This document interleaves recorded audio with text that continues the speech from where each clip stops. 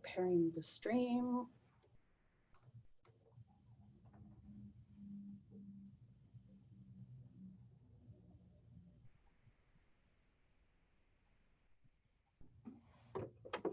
Okay. Well, good morning. Thank you so much for meeting with us. And we got a couple of questions that we've been able to kind of predetermine with our committees here at the Chamber. And I want to go over those with you before we get started. I do want to welcome Mayor John Nearing to have this conversation with us this morning, and I'm the Chamber President, CEO, Jessica Stickles. So thanks for joining us this morning. I hope we're able to answer some questions that you might have. And if not, please feel free to post any comments in the YouTube comments, and we'll be sure to get to those at some point during our conversation. So good morning, John, and how is your morning going? Great, thank you. It's good to see you, and thanks for the invitation to this. I'm looking forward to it. I did want to make a quick announcement. The Northwest Innovative Resource Center, you may see the initials NWIRC. They are doing an invention challenge. They are partnered up with Amazon Catalyst, and they are looking for inventors, people who have ideas. If you've got ideas, then keep an eye out for our Chamber newsletter that's coming out this weekend, because it's going to have information on how you can submit your idea, and they're giving away up to $10,000 to people in Marysville who have invention ideas. So that's pretty awesome, getting kind of the creative juices flowing and figuring out what you can do to help advance some of the areas, specifically manufacturing. Another thing you'll see come out today is the AWB is partnering with the Department of Health and giving away free touchless thermometers for any manufacturer. So if you have staff that you want to check in the morning, or perhaps you have several entrances to your manufacturing facility, this could be something that would be useful for you. That will be in today's email, and you can apply for that and they will send that. So keep an eye out. That's all the announcements I have. So let's go ahead and get started. Mayor, really curious to hear, with us opening up to phase 2 and the economy being such a big part of the unknown of our future right now, what are you hearing from businesses? Yeah, well, first of all, they're very grateful that we're back open. You know, we've done a lot of programs, which we'll probably talk about, to try and help people through this. And of course, the federal government and state government have had even more dollars and more ability to do that. But the consistent thing we always hear, obviously, for businesses is the best thing we can do for them is get them back open. I mean, programs help a little bit, but you know, you can only do so much with that. So I think what we're hearing is they're grateful for the push to get to phase 2 that was finally successful. We're finally open in phase 2. And now I would say, you know, if there are any concerns from businesses, it's just, you know, how getting the proper PPE and getting consumer confidence back too, so that people are comfortable coming back to their businesses, and just making sure that in general, everybody's safe so that we stay open. Are you giving any standard advice to all the businesses? Yeah, what we've done is encourage them to follow all the protocols with regards to PPE and social distancing with employees and with customers, limits to people in the stores, things of that nature, for the simple reason that obviously the health concern, which is primary, keeping everybody safe in the community, but also for their economic well-being, the safer operation they have, obviously the better they're going to do. Nobody's going to want to be known as a place where people got COVID. And also in general, if the rates spike, it hampers our ability to continue to progress in you know, getting the state to move us forward to future phases. So, and we've done some things which we'll probably talk about, you know, with regards to the city of Marysville to help get that stuff out. But those are some of the things we're doing. It's interesting because I've been in some places of business where honestly I feel as safe as anywhere. there's a lot of businesses doing such an amazing job. Everything from the windows in front to the masks available, temperature checks, social distancing, sanitized pens, Mhm. sanitized workspaces every time somebody leaves, re-sanitizing. So I think by and large, and this is the beauty of the private sector, they're as motivated, if not more motivated than anybody to make this work because their livelihood depends on it. So sometimes I think in government, we have to remember, and at all levels of government, I think it's important that government remembers that, often, the private sector is going to do a better job than you can or than you anticipate in handling these things because it's in their own best interest. Yeah, yeah. And speaking of the different levels of government, how is the COVID era affecting our police department?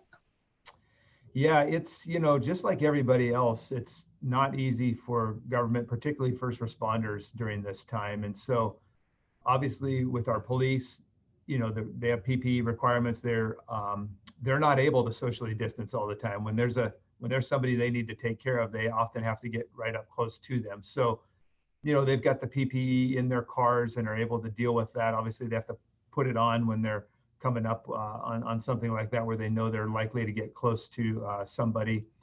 And so, I think, and in our concern too, obviously with our custody officers in the jail, they're in particularly close contact with people and new people coming in and things of that nature. So there's a lot of safety protocols, temperature checks, ongoing temperature checks with existing inmates as well as new ones. A lot of safety protocols we put into place in the jail to try and protect everybody. And so far so good, but it's obviously an area of concern with our first responders, as well as the rest of the people within the city. But first responders are very much a concern. Mhm. Are any other departments being affected by this pretty dramatically? I would say, from the standpoint of essential workforce, public works too is out in the community a lot, not nearly as much interaction with people as police would have, right? So, but they generally do work in work groups that are closer together. And so public works is having to take a lot of precautions as well.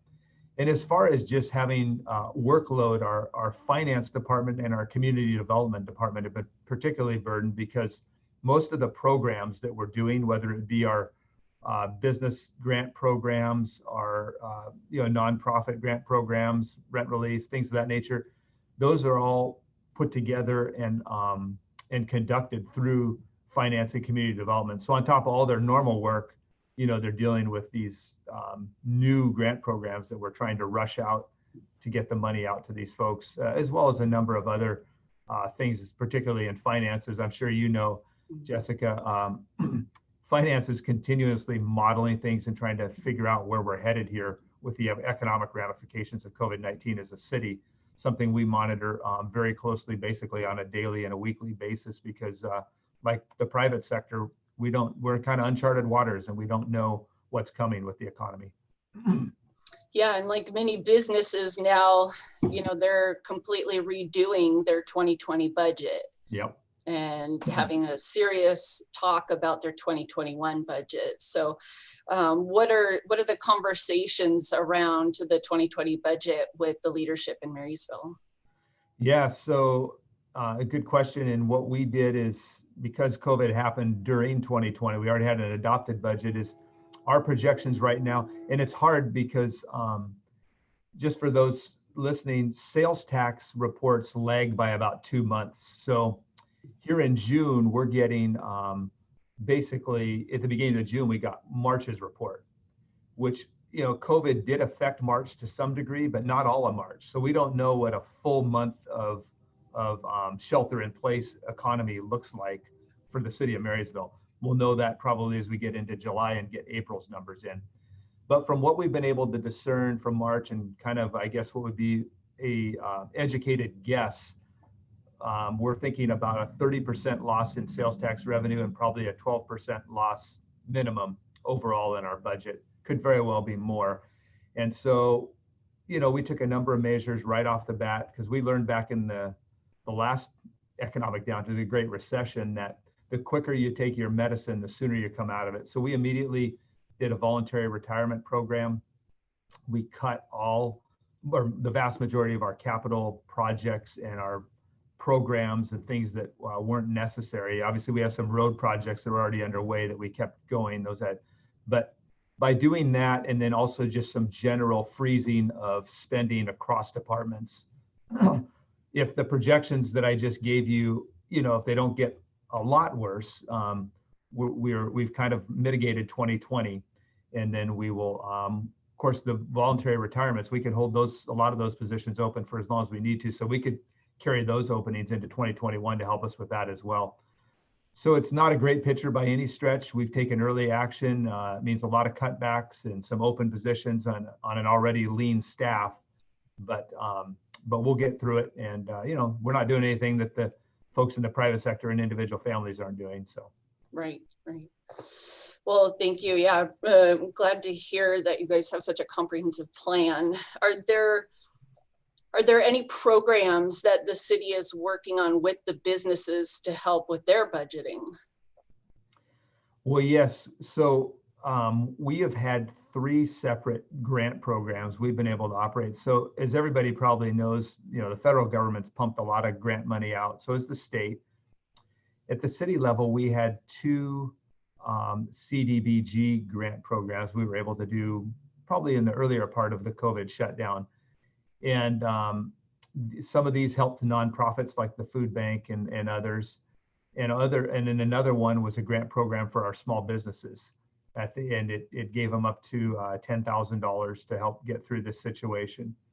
And so those were CDBG. And the second, the one what is CDBG? Yeah, I should recognize those. Community Development Block Grant. So it's a federal grant program that we get. The money goes directly to the city of Marysville because we're a large enough city. And then we typically will open these up, and they'll be for any number of different programs in lower income areas. That's what they're designed to help. Those are the federal strings attached. We were able to redo this program to kind of, we worked with HUD, the Federal Department of Housing and Urban Development, to allow us to redirect this to a COVID-related program to help small businesses. So we just changed what we were going to use the money for and moved it into trying to affect local businesses.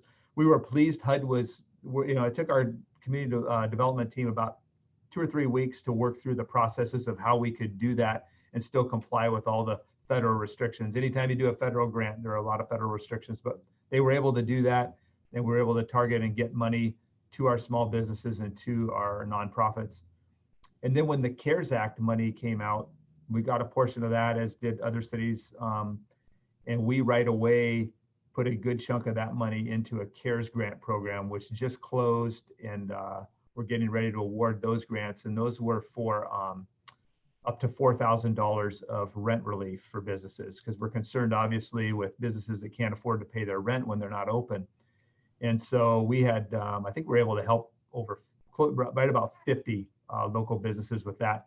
And we're right now looking at taking some more of that money and applying it possibly to a second round. We got to get the first round done and out. But so those are some of the things we're doing with actual money. We tried to also be really diligent about having a clearinghouse on our website of all the grants that businesses could apply for, federal and state.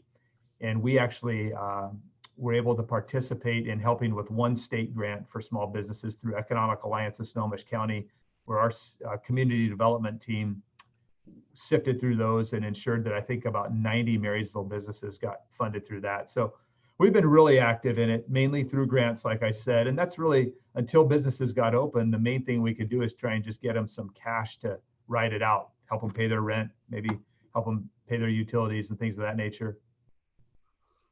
Yeah, so you're saying of all the many grants that have been available, the one that you're thinking might still be is the rent relief? Yes. And, okay. And then, what I would say is that, we got through this first round of it, so we have to kind of get through that. But if we see that, there was people that were missed or whatnot, we will do our absolute best to get some more money through the CARES Act out to a second round. But none of those decisions have been made yet, because we're just winding up the first round of it, which is going to end up pumping, I think, over $200,000 of CARES Act grant money that came through the city out into the private sector. Fantastic. Now, on the potential available grant, what are the requirements of businesses in order to apply? And if they applied for the first round, are they eligible again? So we haven't determined the rules on your second question. If they applied for the first round, that'd probably be, we would probably want to catch people that maybe didn't get the first round first, and if there was money left, others could, but who knows? I mean, it may not be that way. That'll be something we discuss with the city council. But the beautiful thing about the CARES Act, so community development block grant funds are limited quite a bit. A business has to be at a certain income level. If they're over that, they can't apply. There has to be a certain amount of employees and whatnot. The CARES Act gave us a little wider array of options. And so there's no income limit on the business. What we did is, I think, capped it at a maximum of 25 employees, because we're trying to help the smaller business community, not necessarily the bigger chains that have a lot of corporate access to some of the state and federal grants. And so really the only requirement was that you had 25 or fewer employees, and that you showed us in some way you were negatively impacted by COVID-19. And we outlined some ways in the grant program to do that. And so if you could show and that you were negatively impacted by COVID-19 and the shutdown, and you were 25 employees or under, you were basically eligible. And if we do, and I should say if, because I don't want to, this would have to go through the city council, and so if we do end up having the dollars available for a second round, and if the council puts that out, they could also alter those, maybe it could go from 25 up to 30 employees. We'll take some of the things we learned maybe from round one and apply them to round two. But by and large, if you're a small business, you're going to be eligible. Nice. That's fantastic. How about the area of just the citizens, not necessarily business owners, but community members? What's the city planning to do for the ones that are struggling? Yeah, that,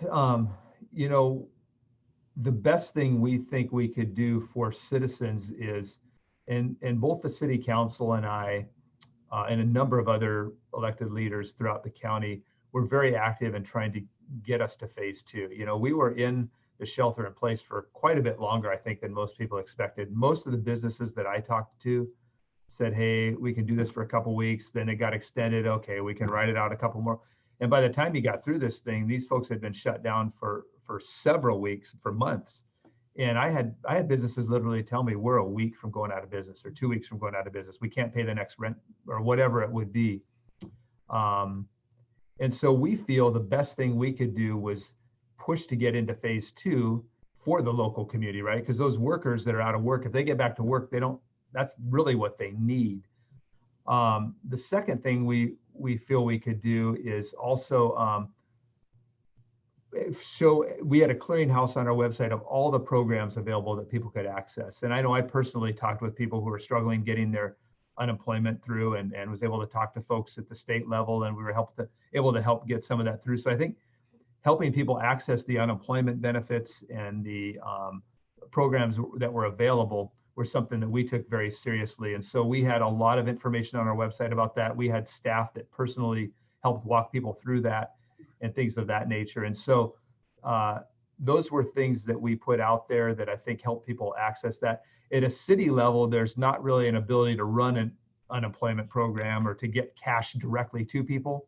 But what we can do is help clear away the hurdles to help them access the funding that was available, both state unemployment, and then, as you know, there was the extra $600 available on federal unemployment. And so if people could break through some of the log jams that were there, it was providing a lot of people enough money to at least get by for a while, that along with the stimulus checks. And so we just worked hard on that, and then worked hard on getting our local businesses open and getting those people back to work again. Now, have you guys been able to do any type of utility pause or? Yes. Thank you. And that's a good one. We did very important. And that's a really good point, Jessica, is we almost immediately after the shelter in place, I issued a directive that we would not be doing any utility shutoffs, and people that could not pay we would allow them to work out payment terms once they got back to work, right? So they didn't have to worry about it during that time. We weren't going to do any shutoffs or anything of that nature. We just asked them to contact utility billing and work out a payment plan. And so that's actually been pretty successful. People, as they've gotten back to work, have called in. Some of them have just paid it or worked out payment plans here going forward. So, and we offered that for businesses as well. And so that was a good one. I think another thing that was done at the state level was the eviction moratorium. So people that aren't able to pay their rent were not evicted. And I think, that's still going on. We have to be careful. Sometimes people forget that the landlord, they may still have a mortgage on that too. So it's tough when they're not getting their rent check. So we're hoping that people can pay, obviously will. I think it's in their best interest too. They don't want that to stack up because you're eventually going to have to pay that. But yeah, the utility thing was a big one. And we had a number of people that helped them through. We in fact we see that list grew a lot during the shutdown of people not paying their utility bills. And so we didn't shut them off. Fortunately, now in my meetings with finance department, that list is starting to whittle back down as people get back to work and are able to get going again on their utility payments. That's awesome. And I know, Marysville's done an amazing job with their outdoor recreation, which has been kind of a lifesaver for a lot of people stuck at home. We've got some beautiful trails to walk on around here. The waterfront's almost done. I mean, it's awesome. What are the guidelines you're giving folks about parks or being out? Because, we're seeing even the Centennial Trail is picking up in people, how many people are there. So what's your advice, or what is the information that you're giving citizens about going to parks? Yeah, we've been really, we actually purposely, and the governor even, said, hey, you get out, walk, jog, bike, things of that nature. That was really the only outlet for people during the shelter in place, and in some cases still is to be able to get out. We've had some great weather, walk on trails, bike, jog. I do it a lot. I love to jog and walk and to be outdoors. And so, well, we have a load of, and I appreciate you saying that, a load of great trails. They're wide trails. There's a lot of space on them. We just encourage people to be really, really respectful and stay 6 feet apart if you're not walking with your immediate family members. So, and that's easy to do. On most of our trails, if you hug each side of the trail, you'll be more than 6 feet apart. And so we really ask people to just do that, even if they weren't particularly concerned themselves, out of respect for the other people coming the other way that may very well be concerned, and also just for the general overall health of the community. Enjoy being out on the trails, do it every day. It's a great way to stay healthy and in physical shape during this time. Just practice social distancing and respect one another. Same with our parks. If you're out in the parks, just stay away from, or stay at least 6 feet away from others while you're out there. And I think you started some sort of healthy initiative recently, didn't you? Yeah, it was fun to kick off the Miles for Marysville, and it's still going on. It goes through, I think, July 6th. We're encouraging people to just track on their Fitbit or whatever, just track the miles they walk or jog or bike each day, and then turn those in by July 6th. We're having a little contest, and it's a lot of fun. I've been doing it. It's motivated me to get probably more miles on than I have. And I put a decent amount on anyway, but and it's fun because I live up by the Bayview Trail, so I see the same people out at the same times. I typically will do something earlier in the morning, jog or something with the dog, and then my wife and I, if I don't have a night meeting, I'll try and get out in the evening. And it's funny, we see the same people out. So there's clearly a lot of people doing the same pattern at different times of the day, so it's fun.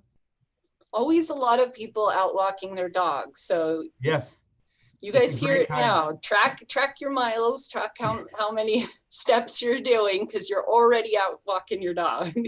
I think it's probably been the best time in history for dogs right now. They're wondering why they're getting so much attention and exercise. The ultimate happiness right there. So we were really lucky to be able to work with your Parks Department recently and the Emergency Management Department as well to get some packets out to the businesses. Yeah. You guys put some money aside from the CARES money and purchased some PPE equipment and some signage, some stickers, and then put together these kits that also had some great packets and resources in them for our businesses. And literally our emissaries were able to hand them out door to door to all the businesses in Marysville. And so I do want to say, if you're a business owner and you didn't get one, please message me here or message me at the chamber and we'll make sure you get one. But I did want to say thank you to you, Mayor, and to your two departments that stepped up and were awesome to work with on this project. Well, thanks for mentioning that, Jessica, and thank you for the partnership. We couldn't have done it without the chamber and you getting out. This was just a great chamber Marysville partnership, one of the many. And we were really excited about that because, kind of tying back to one of your questions earlier about what local businesses were saying, one of the things we heard is, the Boeings of the world, giant corporations generally can access PPE. And, if you're a national chain, maybe you have other access, but a lot of our small businesses, they've never been through anything like this. So the ability to hand them a packet that gives them some guidelines and some stickers they can put down for social distancing, some PPE and other things was hopefully something that helped them. And thank you for that partnership. It was just one of the other things we thought we could do to help people reopen safely. And I was so excited to see that you guys have a resource for all these businesses that is in Marysville. Yes. So all the business owners out there, if you guys are in need of supplies, it's in your backyard, and I love that. So yep. Another thing was there was a little slip in each of the packets that talked about the 4th of July. Do you mind kind of explaining to people about what the plans are for Marysville 4th of July? Absolutely. So we're excited about this. We thought about it, and of course, naturally, a lot of 4th of July events are getting canceled, and fireworks shows and whatnot.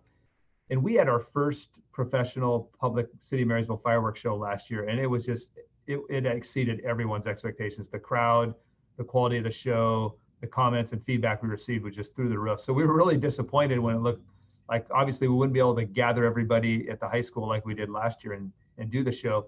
So we started thinking, well, how can we just reshape the show and still do something to help people celebrate our Independence Day and, get their patriotic themes going. So we thought we're going to do the fireworks show anyway. We moved it to the south end of town, down by the EB waterfront, kind of where it was when the Strawberry Festival did that show. And it'll allow people, a lot of people, and it'll be done at a higher level. So it's a real aerial show. So we're trying to get the fireworks up as high as possible, so a lot of people will be able to see it from their home. And particularly up maybe on the hillside or some areas south of 4th downtown. And then we showed people, that find some places like Harborview Park, park in some areas south of 4th Street downtown where you can view it. Of course, practice social distancing. You can watch it from your car or try to just practice social distancing and safety, mask if you're close to people. The idea is, though, to give people an opportunity to view fireworks. We're also going to do it virtually. We're on Facebook Live and whatnot. That can sometimes crash if you get too many folks on there. So we're being careful to caution people that, we'll do our best with that, but hopefully a lot of people will be able to see it live from areas on the hillside or downtown. And then 101.1 KXA is doing a synchronized music with this. And so I think it'll be really cool. Tune into 101.1. I just did an interview with them yesterday and kind of a little kickoff for the fireworks show. And you'll get music to your fireworks. So probably around 10 p.m., right around dusk, we'll do that. We're really excited about it. It gives people a way to still have a fireworks show, even though, we can't all gather with thousands of people on one spot. And then tied to that, we're doing a lot of great themed events. So if you go to www.marysvillelaw.gov, just go to our website and you'll see all these different themed events, everything from you can dress up your pets. It's one of the ones that I'm doing. Dress up your pet, post a picture, do a family themed patriotic photo, dress up your yard, right? In a patriotic theme. There's one for that. And then I think there's a dessert one, a dessert themed one. So we're trying to get people to participate in those fun events. and post those pictures and videos and whatnot. And there'll be prizes for those. And then we'll culminate everything with the big fireworks show that evening. So it gives us an opportunity to do something and the feedback's been phenomenal on social media. People just really grateful that we didn't have to cancel it altogether. We were able to reform it. So we're excited. Everybody's getting creative during these days. What a blast. Yes. And so are you going to be dyeing your dog's hair? I would like to know. No, yeah, that's a good idea, but no, we got some other plans for Blue. Okay. I did want to tell you, we've got a couple of comments, not questions yet. Macho Man says, good morning. And Lynn says, thank you for her awesome packet. Oh, good. So you've mentioned a couple times that the website is a good source, right? For businesses, for community. Are there any other avenues that people are getting their information right now? Yeah, the website, if you just want to view just a one-stop shop where you can go view our COVID page on the website, has a load of information, not just city information, but county, state, and federal. I should mention too, on the grant programs, the county put out a really robust CARES Act grant that a lot of our businesses access as well. And so you could apply for the county one and the city one. So a lot of people got both the county CARES Act grant and the city one. So I should mention that. So we have federal grants, state, county, and city. Also our social media feeds. We've tried to be really diligent. I know me personally, on my personal social media feeds, I've tried to, throughout COVID, do a lot of updates, really put a lot of information out when there was new information and stuff that would be interesting to people. We've done that as a city as well. So I think, following our social media feeds, Facebook, Twitter, whatever it would be, is a great way to keep updated on what's going on in the city. So the website, social media are probably the best ones. We also do a city newsletter. And if you're signed up to receive that, you'll get another avenue of another resource for that. And so if you're not signed up for that, you can give us a call here at the city, 360-363-8000. Ask for Leah or Connie and they can get you signed up for that. You might be able to sign up online too. I actually haven't checked that, but anyway, those are the best ways. That's amazing. So what concerns do you have personally as the mayor of a town of over 60,000 people, almost 4,000 businesses? I mean, that's a lot. So what's going through your head right now? Yeah, this has been a very concerning time for everybody. And it's a twin, when you're talking about COVID-19 related things, it's a twin concern. It's the primary, obviously, health concern that you have, but also the very real economic concerns. And I think you can't discount either of those. And so, we're very worried about our small businesses surviving this, whether they're restaurants or barbers or hair salons or jewelry shops or dry cleaners, all across the board. We have a lot of small businesses who are doing pretty well before this, and all of a sudden went from a pretty good economy to an absolute disaster. And so we can't afford to have our small business community get decimated. Marysville doesn't have a lot of large businesses. Obviously we don't have a Boeing, we don't have the Microsofts and all that. Obviously, we're a community of small and medium-sized businesses by and large, and we have to protect those. And that's why the council and I fought so hard to get us to phase 2 safely, is because we were into the very real possibility of losing a lot of businesses if this was extended much longer. Even with getting to phase 2, and we did, there's a very good chance we're going to lose some small and medium-sized businesses.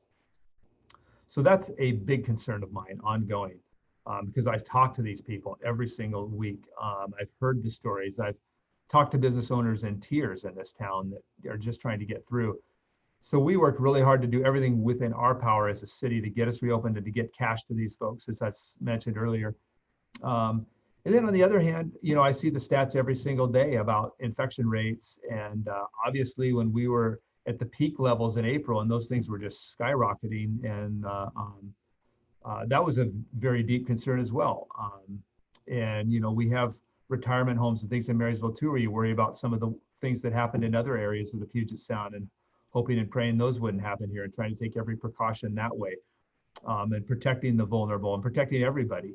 And that's a very real concern and a serious concern. And I would say right now, those twin concerns still exist.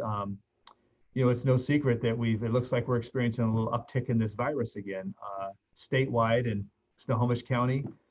Today was the first day that the health district could apply for phase 3.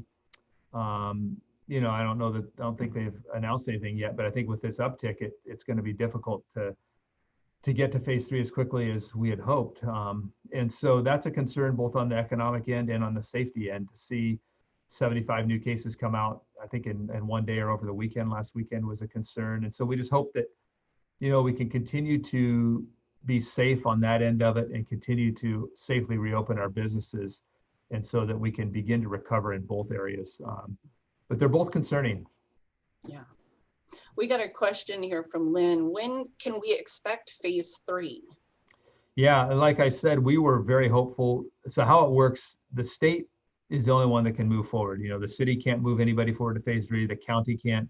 It's the governor's call, and his team set up at the state. And how it works right now is the day you move to a phase, so we moved to phase 2 on June the 5th, Friday, June the 5th, you have to wait a minimum of 3 weeks to even apply for the next phase. So today is the very first day that our Snohomish County Health District could apply for phase 3. I think they're having a 12 p.m. news conference to discuss what's happening there. So today would be the very first day they could apply. I was at least, and I think a number of us elected leaders were pushing for and very hopeful that we would be able to apply today. But I think what the health district does is they know the metrics they have to hit. It's not a secret, and it's not really arbitrary. You either are hitting them or you're not. And so if they're not hitting them, I think they probably will wait a few days to apply, because they don't want to waste the time. If you apply today and the state looks this over for 2 or 3 days like they did last time, then you can't, you're sitting there waiting, and then you get denied, then then you've got to reapply. So I think what they'll probably do, if the metrics aren't there and just in today's numbers, is wait a few days and see if we can get to those metrics and then apply. So I don't know, to be honest with you. I would be just guessing if I told you. My hope is that we can get to phase 3 as soon as possible. And if you'd asked me this question a week ago, if it was last Friday or 10 days ago, I would have probably told you I was pretty hopeful we would get there, June 26th to 29th, right in that area. I'm not so hopeful with that now, just because I've seen the metrics and they look a lot worse this week than they did last week, unfortunately. And it takes, a couple weeks for the new numbers to get to us? Is that accurate? No, well, no, they're rolling. So I think, if you see the rate that has gone up, if it starts to go back down, I think you can find ways to possibly apply. Again, I'm not Dr. Spitters. I don't have all the details, but no, I don't.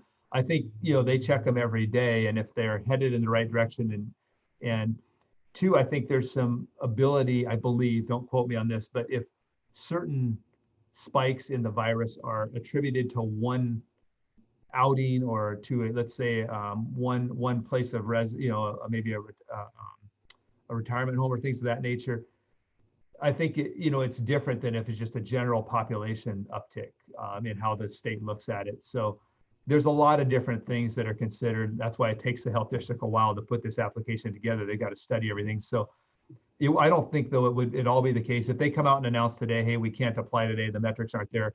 That does not mean, I don't believe, that you have to wait 2 weeks to apply. I think it'll be pretty much a day-by-day analysis. Okay, that's comforting.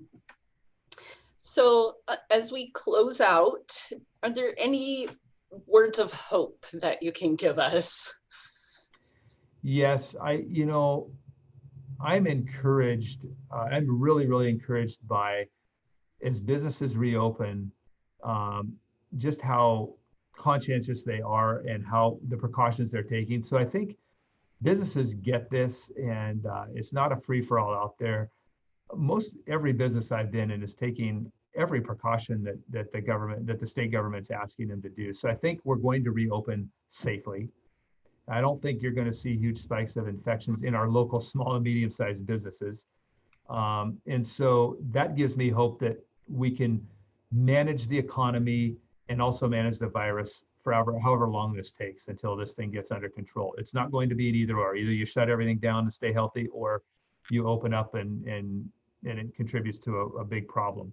I feel very hopeful that we as a state can move forward in both areas, start to reopen the economy and get things back going and stay safe. Now, obviously, people that are vulnerable and have pre-existing conditions and things, that's going to be a completely different decision for them as to whether, and I'm not saying that everybody's in the same boat. So we've got to take care of of everybody. And so I think that's why, to the degree that we can be respectful of everybody's concerns and try and keep others safe will help the economy and also help the numbers stay where they're at. But I am hopeful with that. And I think, while it is discouraging to see the numbers go up a bit, let's not lose heart, because I think, they can go back down too. We saw when they peaked in April and we practiced social distancing and did a lot of things we did, those numbers went down pretty nicely in Snohomish County. And so we can see that happen again. And so I'm also hopeful that just the spirit within our community, as I'm out walking on Bayview, or as I get calls and emails, by and large, obviously it's a stressful time and people are anxious to get out and get back to their normal way of life. But people are also really, I think, finding ways to take this time that is stressful and abnormal and use it to maybe benefit them in other ways.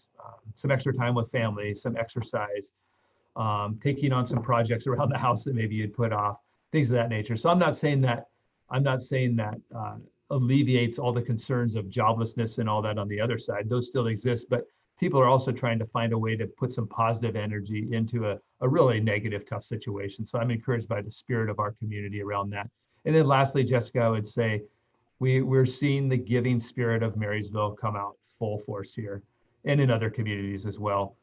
The determination of people who have resources to give to those who are struggling right now never ceases to amaze me, whether it's giving to the food bank, running food programs, businesses donating, all of these different things. It's just amazing. And so I really love that. And if you can give me a minute, I was going to try and grab something here. Speaking of businesses, can I list off some of the local businesses that help with this 4th of July event? Oh, definitely. Yeah, since this is a chamber function, a real special thank you to Sunnyside Nursery, Jeff's Texas Style Barbecue, Bleachers Grill, Village Tap House Grill, Campfire, Simply Cake-tastic, and also the Boys and Girls Club locally here. I hope I didn't miss anybody. There might have been some others that came in later. Those businesses have really helped us get this 4th of July virtual event we talked about off the ground. So that's just one more way where our business community is stepping up even in tough times. Nice. Well, thank you for that, Mayor. That was very positive. We got a nice positive message to go with that. Byron says, good morning to you and thank you for your leadership. Oh, thanks, Byron. That's very kind. So I'll be sure to put in the links of this video, the contact information that Mayor talked about for the city, for the website, and a couple other communication avenues, as well as the grants. So if you guys have any further questions, please don't hesitate to reach out to the mayor or myself. We both try to make ourselves very accessible to you. So thank you guys for watching, and thank you again, Mayor, for joining us today. Yeah, and Jessica, thank you. And thanks for all that you and the chamber have done throughout COVID to support local small businesses. And you've always consistently reached out to the city to find ways that you could partner with us. And this is just a great partnership, and it's never been more needed than right now during COVID-19. So thanks for your leadership there at the Marysville-Tulalip Chamber of Commerce. And we look forward to when we'll be able to enjoy a good breakfast again and meet with everybody for your business before hours. But this has been a great way. You've gotten very creative and found ways to connect with folks. And I appreciate you allowing me to take part in that this morning. It's always a joy. Awesome.